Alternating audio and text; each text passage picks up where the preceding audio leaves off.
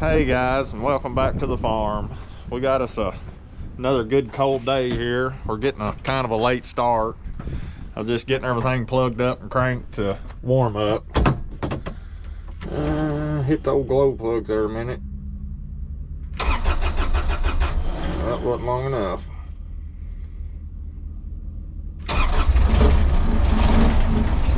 There that goes. We'll plug the old skid steer up. We're kind of in a string of days here again that it's down in the 20s and teens at night and high 30s in the day, so it's, I'm just trying to be nice to everything.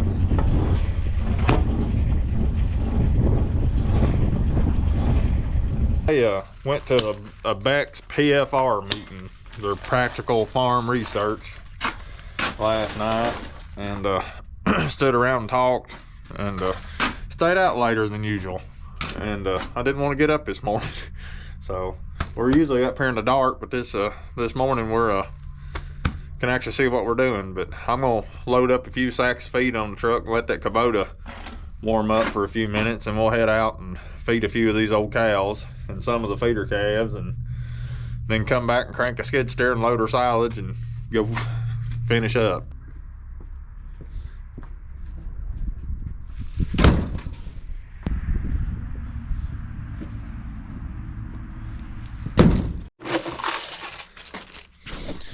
And I guess I better give the cats a little feed. They might be a little hungry, because they, you know, definitely keep all the mice and stuff ate up around here. Actually, not at all, but I guess they help a little.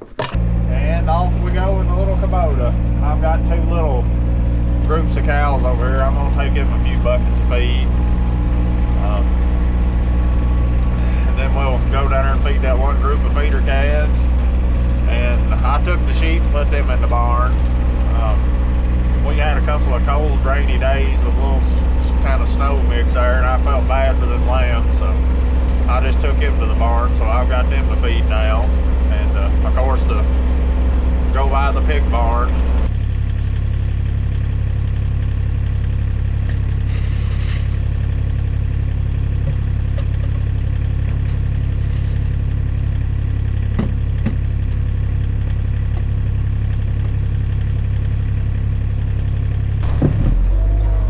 Got that buncher, a little bit of feed. We'll circle around them here and count them,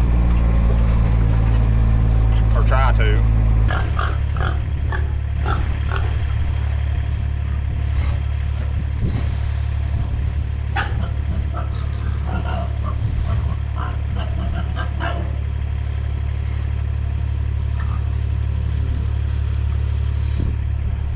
Well, our water tank froze last night. It wasn't froze yesterday, but I guess it's time to plug the old heater up. Well, I'm gonna sit here and let a little water run. It's too cold, that wind blowing, to stand out there with it. So I'm gonna sit here 5 or 10 minutes or something. That heater, that's a real heater I got in that tank. I'd say within an hour it'll be all, gone. But anyhow, whenever I didn't film feeding these other two little bunches, but I'm done here at home. I just got to load my silage and go up the road and feed the rest of them. And when I get done, I'm gonna drag that old 1250 International mixer out of the back of the barn, and I'm gonna grind a load of cow feed, because I've got some, but not enough to feed through this cold spell coming. So and I ain't got my other one fixed yet, so I'm gonna swap him out here in a little bit and see if she'll still grind.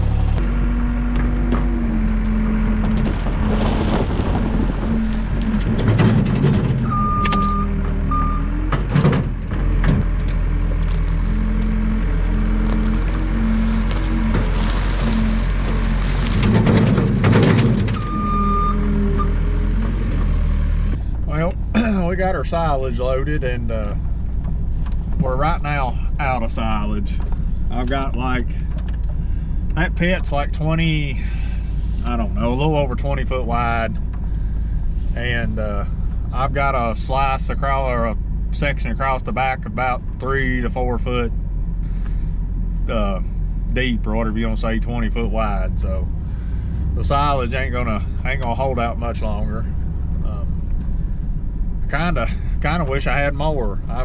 I've enjoyed it. I don't know if it necessarily paid for itself or not, but I enjoyed chopping it, making the pile and all that. And I mean, feeding it ain't bad. It's just something else to do. And some of these cows I've fed, I can tell that it's helped and made a difference. Some of them I can't. But I ain't really seen the hay savings everybody talked about. Of course, I may not have been feeding them enough, and I don't know how much I'm really feeding. A buddy of mine guessed by what I was putting on the truck about 20 pound a head a day. So that's his guess. So I'm just gonna go with that.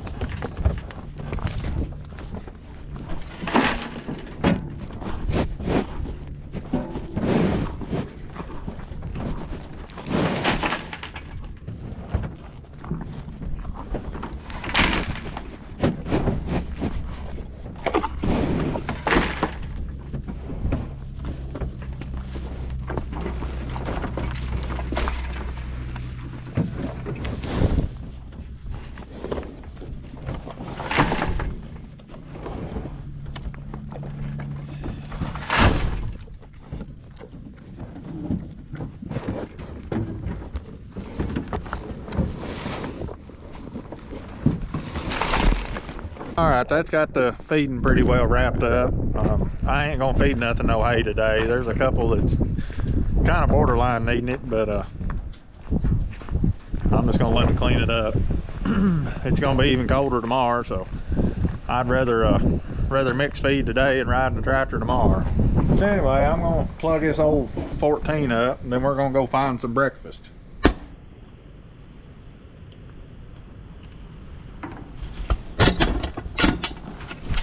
And I think I'm gonna go down there and get I don't know, half dozen bales or something of alfalfa out of the loft, and mix them in with it.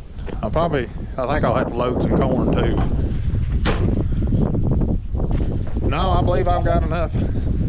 I may have enough corn in there, but I'll probably go ahead and load the wagon back up anyway. I've got this old Ferguson tractor plugged up, so either way, before or after one, we'll probably just go ahead and load the wagon. All right, guys, I got the old tractor crank, and I'm gonna pull this mixer out and unhook it, but I gotta get this screen out of it. I only have one of these 3/8 screens. I've got two of the Ace, and I've got two of them bigger hay screens, but I've only got this one small screen, so I've got to put it in this old mixer.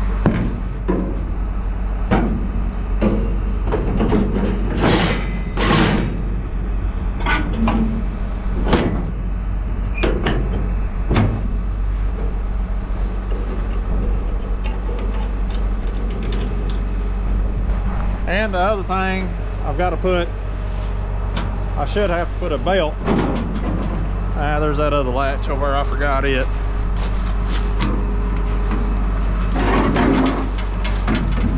Yeah, I've got to get my belt for the loading auger. I think I've got a new one out there in the barn, but I'm just gonna pull the one off this, and that way I ain't gotta worry about whether it's right or not.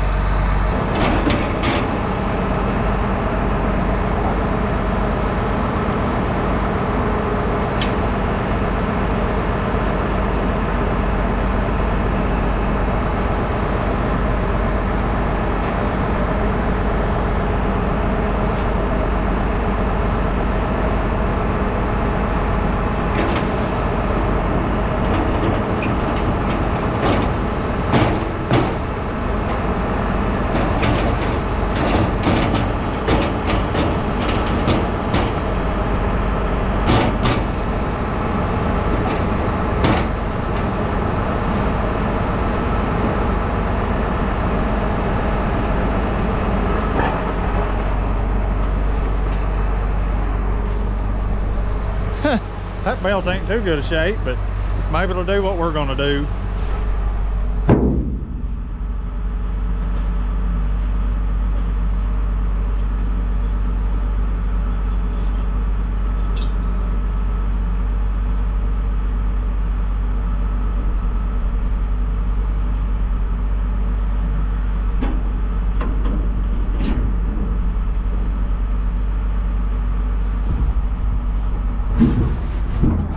Well, now all we're ready to do is hook her up and see what happens. Well guys, I believe she's gonna go. She's making a few little noises. I forgot that my supplement box was, it's plumb ate up. But other than that, I think we're good.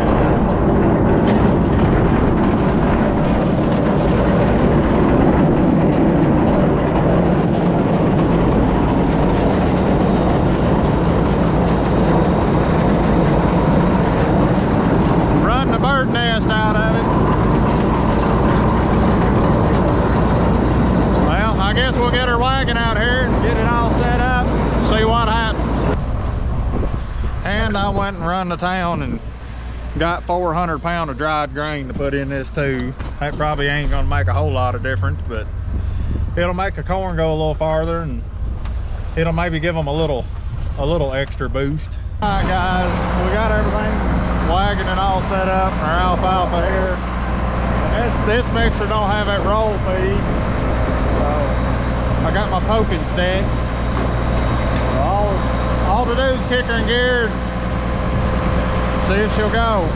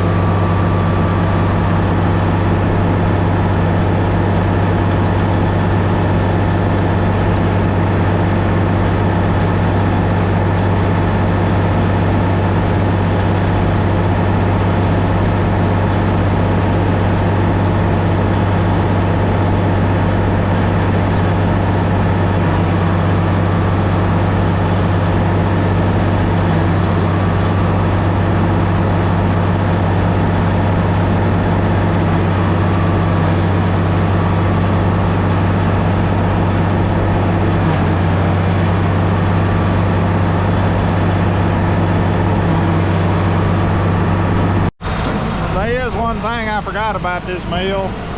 I kicked that loading auger out of gear to put that hay in it. And for some reason, when you kick it out of gear, it'll throw the belt off every time. So I had to stop it. I'll put this belt back on and we'll get back to grinding.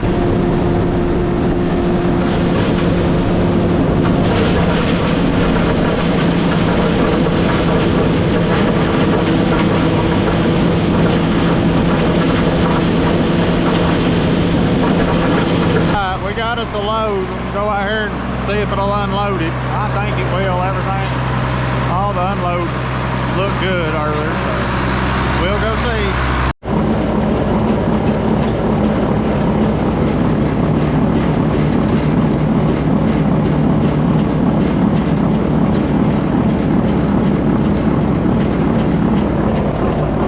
Well, so far so good. Hopefully it'll get it all out. She unloaded and, well, just worked all the way around. It's making a few rackets, but that's kind of be expected. There is a little bit more war and a few more things wrong with this old mixer than I really remembered. But I mean, overall, she's still pretty decent. There's a whole lot more difference between these two mixers than I thought there was. Nothing big, really, I don't reckon. I mean, they're basically all the same working parts. The unload auger is a little different. Of course, the door. There's just a lot of differences. And there's some I like about the new mixer better. One thing is the unload auger on this one turns up a whole lot easier than that one. Of course, this one don't have the roll feed for grinding the hay like that one does. But anyway, I'd completely forgot about that supplement box being all ate up. That had just completely slipped my mind. But because I tell you what I had in mind, what I was wanting to do, because with the hogs now, so I'm mixing two different kinds of feed. Well, I'm always mixing different feeds just because I'm curious. But anyway, my thought was I'd bring that 766 over here and hook to the old International and keep a 14 on this one and mix cow and calf feed with this, the newer meal, and use the old one here for hog feed. And I think that's what I'm going to do. I think I know a fella that will have a supplement box, so get one of them put on there. But anyway, I've got to go to town and do some stuff with the wife for a couple hours, so I took that belt back off. You can see it's pretty rough, so I'm going to take it with me. If I can find somewhere that's got these, I'll get 3 or 4 of them, just hang them out here on the wall. Because I need 2. Just well to put one on each mixer the way that one looks, and then I can have a couple spares. And I'm going to take one of them bearings with me too over there to a parts house and see if they can get me one a little cheaper than what I was giving for them at Case. But either way, we'll catch up with y'all in a couple hours. All right, guys, we're back.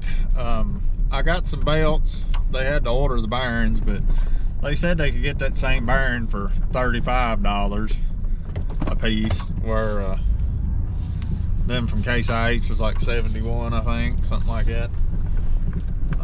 The belts, I don't know if they're gonna work. This camera don't mess around. It was down to like 8% battery and it just went ahead and died on me. But the belt that I had, they said it measured 46.5 inches, and they didn't sell belts in 1/2 inch sizes. So I just went with a 46 because I think the way them is, a 47 any longer wouldn't work. So I went ahead and bought 3 of them. I'm gonna put one of them on back here in a second. It's starting to rain or something. I'm gonna get this old wagon pushed in the barn, then I'm gonna stick one of them belts on just to see if it'll whether it'll work or not. It may be too dark for y'all to tell anything about anything back here, but let's see. Down and around that one, back up and over. Well, I'll be darned. Hell no. Come on, girl, turn over there. Well, tight enough.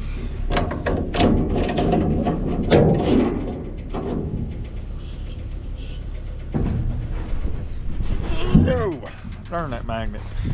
Well, I believe it's going to work. It's a whole lot tighter than that other one was. I'm going to go out here and look at the hog house. I think I've got a spare belt and see if I can see what length it is. Well, what I got out here is a 47-inch belt. I don't know much, but I do know that that belt, after being on there for 5 or 6 years, wouldn't have shrunk a half inch. So I don't know. I remember when I first bought that first International, the mixer, that belt just plumb shredded, and I remember it kind of was an ordeal. Seemed like I had to go get a whole bunch of different belts and kept messing with it until I found one that would run on it. And that's been so long ago now that I can't remember. So we'll just try them 46-inch ones and see what happens. Okay, guys, we're in the shop. It decided it wanted to rain, so I was going to update y'all on the Case IH mixer, the one I normally use. It done a good number on the shaft. The only thing holding it together was that little spot of flighting. Well, actually right there, about a half to 3/4 of an inch. I cut it off with a grinder, and well, boy, look at the smoke. And here is the other end of it, and yeah, everything's all crammed on there, and it's too tight to get a puller on. And yeah, so I'm still trying to decide exactly what I'm gonna do here. The bearing off. I just took I couldn't get nothing behind it, so I just took the grinder and cut the flange off of it. That way I could get the puller on it. Which them bearings, I'm gonna replace them anyway. I didn't really care about them, but I do care about this sprocket. Even though it is kind of pointy, but I'm going to reuse it. But I'm going to put, the hard as this is to get to, I'm going to put new bearings on there anyway. I was kind of afraid to take a torch to that bearing, because I didn't want to blow a hole or cut on this sprocket any.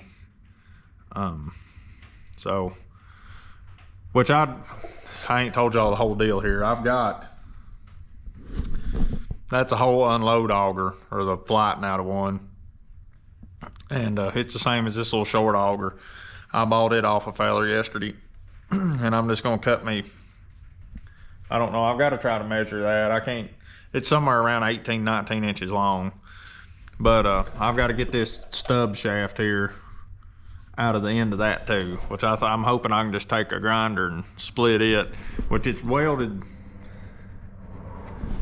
It's like it's got a hole in it, and they welded the hole up too, so I guess I'll have to split it and grind them off or something and get this stub shaft out so I can put it back in the end of this, the piece that I cut out of this.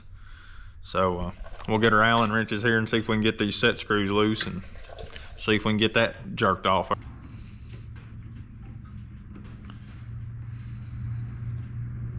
Oh, darn it. Get back behind there. There we go.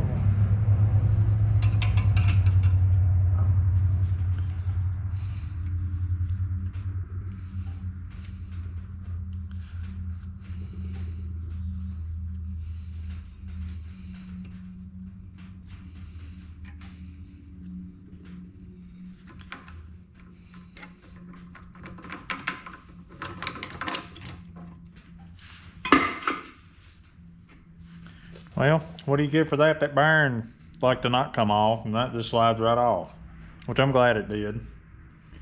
So we'll go ahead and I guess just see if this other bearing will pull off there decently easy, and then we'll see if we can get our stub shaft out.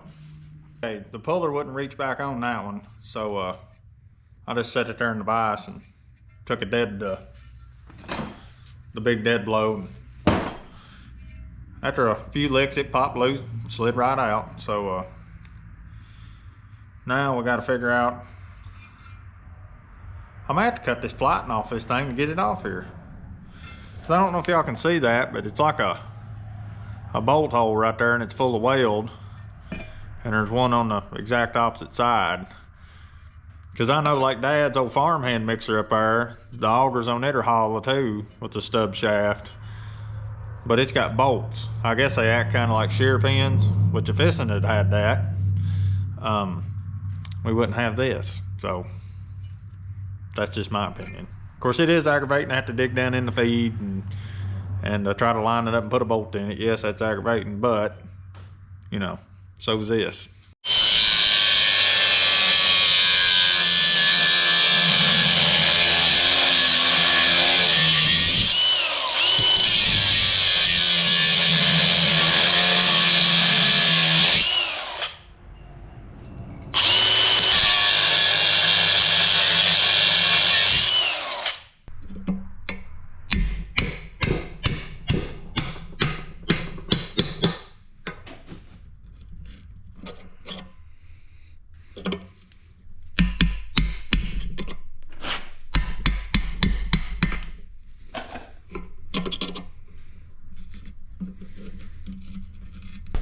There you go. For everybody that said I needed safety glasses, I got them this time.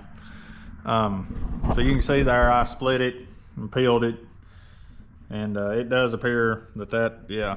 So I'll put a grinding rock on there and we'll grind into that and see what we get into. Well, we ended up getting a torch. That weld was plumb up under that. I don't know if y'all can tell, up under that flight where they welded it, and I tried to gouge up in there with a grinder, but it wasn't having it. But we got our stub shaft out. It's gonna need a a little cleaning up, but either way, the next thing is I was trying to, I think this piece of, well, you can tell right here, the flighting messed up down here, and it's better up yonder. So I guess I'm gonna try to cut a piece off, not plumb at the end because it's messed up on that end too, but I don't really know what the best way to cut it off is. If I had a bandsaw, I guess maybe you might, I doubt it'd ever cut through it flat and everything straight, but I guess I'll either use a torch or grinder, or maybe that plasma cutter, I don't know. Probably ain't gonna happen tonight though, just to be honest. Just now come to me why they drilled them holes and welded it like that, because that was the only good way they had to fasten it other than put a bolt in it. Because they didn't want to weld the end of it all the way around to where the bearing went there. So they just drilled a hole on each side of it and welded her up. So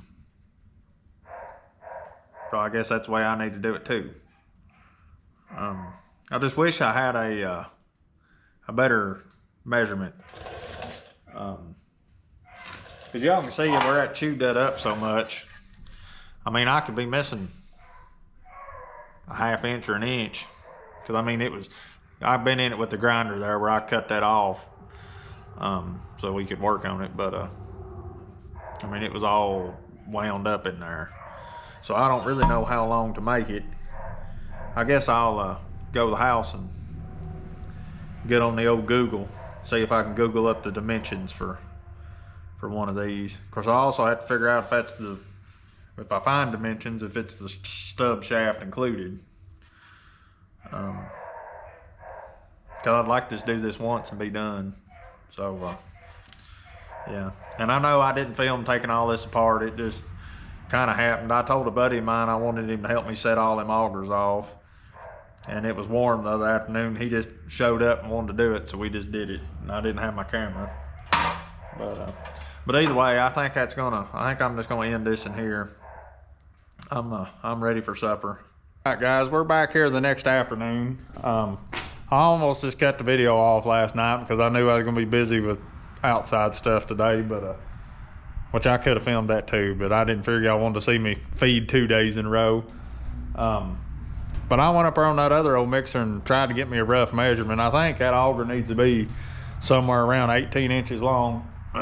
So I'm gonna try to go ahead and make me a new shaft, even though it ain't gonna gain me anything, because I need them bearings and they ain't gonna be here till like Tuesday, Wednesday, I think she said, something like that.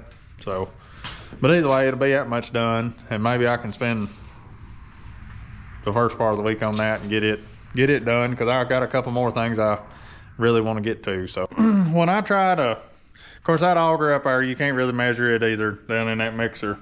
You just kind of, you know, measure at the top of the flight, and you can't really see it straight or know exactly where the end is. But anyway, I was guessing at 18 and measuring my two pieces here, because you see the end of it where it wrung it all off. It's, you know, I don't know how much I lost there, but when I hold these two pieces together and pull the tape on them, it's more like 17 and a half. But I think I'm gonna go ahead and make it 18, and if I put it together and it looks like it's too long, we'll just cut it off. Maybe the wrong way to do it, but that's how I'm gonna do it. And I think I'm just gonna take a torch and cut this weld on the end of this auger, and just slide the flighting off of it and cut me a piece of pipe out of it, and then I'll cut my flighting to fit. And that may be wrong too, but it's what I'm gonna do, I think.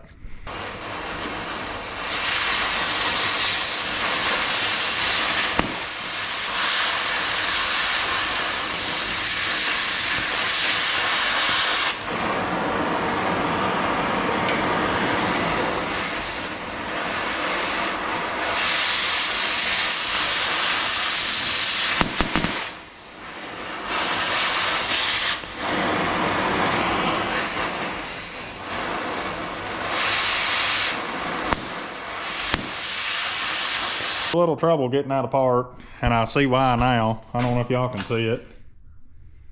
I don't know if y'all can see that in the camera. This piece of pipe's got a pretty good bend in it down there, about 3/4 of the way toward the end. But this end up here looks good and straight, so we'll take a chop saw and cut us a piece out of this end, and then we'll figure the flighting out.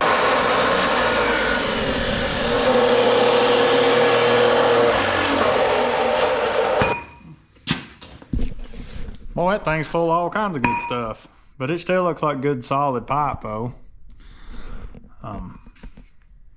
So we'll get over here and try to make us a figure on our flighting. Take a torch, so I'll just cut the flighting off with the torch, I guess, maybe the grinder. And then I guess I'll go ahead and drill me a couple of like 1/2-inch holes up here in the end to weld it back to that stub shaft like I had it. I thought about doing like I was talking about last night and just putting a bolt in it, but I guess they didn't do that for a reason, so I don't guess I will neither.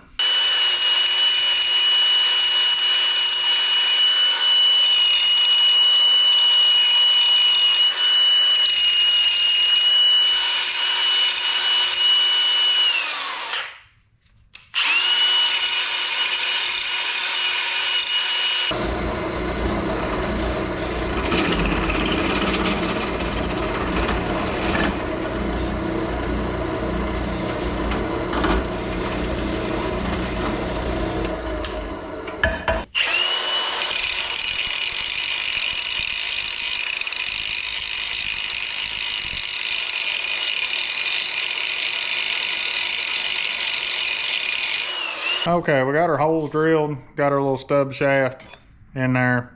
So I guess I'll go ahead and weld my holes up and then do the flighting, because I got to thinking that's how that other one was, because they welded over it. That's the reason I had to torch it out.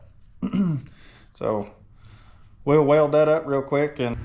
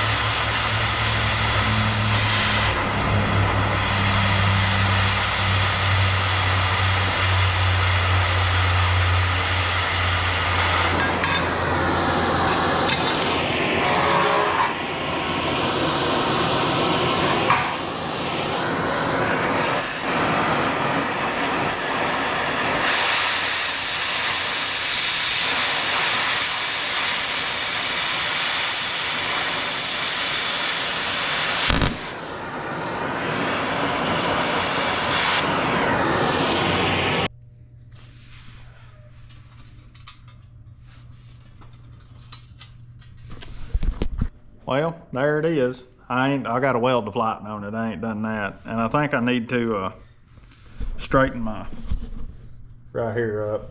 I don't know if y'all probably can't tell, but I cut that in. This end over here is pretty well straight, but this end I've got it kind of angled backwards a little bit.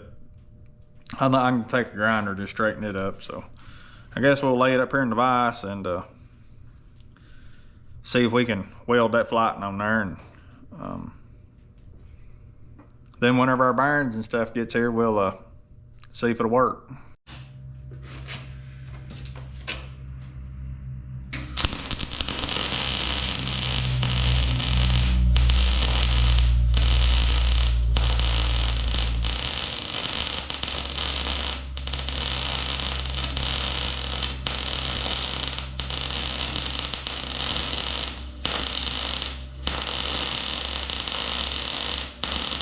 Okay guys, that's what darn thing, that's got her done, I think. Look at that other piece rolling back over there. I just hope it's close to the right length, as long as it ain't too short. Even though I've got plenty of stuff left there to make another one. It's like I've done said, I think maybe it's supposed to be pretty cold this week, so they ain't gonna be no working on nothing outside. But I think I could bring that vertical auger down here and put all this stuff in it, just set it over, chain it up to the post or something maybe. But I gotta wait for my bearings, so I guess it'll be a few days before we find out. So I guess that will be the end of this one. So I want to thank y'all for watching, and we'll see you in the next one.